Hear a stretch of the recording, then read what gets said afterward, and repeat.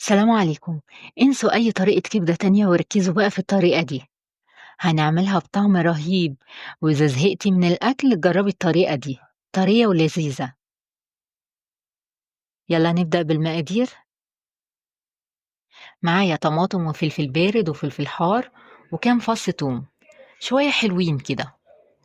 بقطع الطماطم والفلفل وأضربهم في محضرة الطعام طبعا مع التوم. وده كان شكلهم. معايا كبدة وقلب وكلاوي كله على بعضه كيلو، قطعتهم بالشكل ده قطع كبيرة شوية.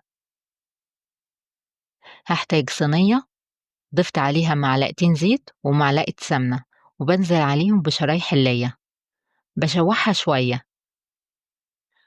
بضيف عليها 3 معالق من الخلطة اللي احنا عملناها مع بعض، وبحمرها شوية لحد ما ريحتها تطلع. وبضيف عليها الكبدة وما بقلبهاش، أنا بفردها بس، وبسيبها دقيقتين 3 لحد ما يجي أقلبها ألاقيها بتتقلب، علشان الكبدة لما بتنزل في الطاسة بتلزق، وإذا قلبتيها على طول بتتهري. سيبيها دقيقتين وتيجي تقلبيها تلاقيها سهلة وبتتقلب معاكي بسهولة.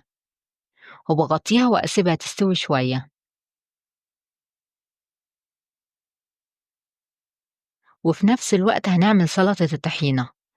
هاحتاج كوباية طحينة وكوباية مَيّة دافية. ما باضيفش كمية المَيّة كلّها مرّة واحدة، بازوّد المَيّة لحد ما أوصل للقوام المناسب.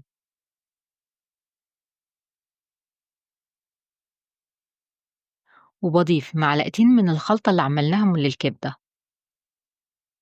وباضيف كمون مطحون وكزبرة وفلفل أسود، وزوّدت الملح، ومعايا عصرة ليمونة، ومعلقة خل أبيض أو خل تفاح المتوفّر. وباقلّب كل الخليط ده مع بعض كويس. وبس كده خلصنا أسهل وأسرع سلطة طحينة. نرجع للكبدة، باضيف عليها باقي الخلطة، وباضيف عليها شرايح الفلفل البارد، وأقلبهم مع بعض شوية، وأغطيها وأسيبها تكمل سواها.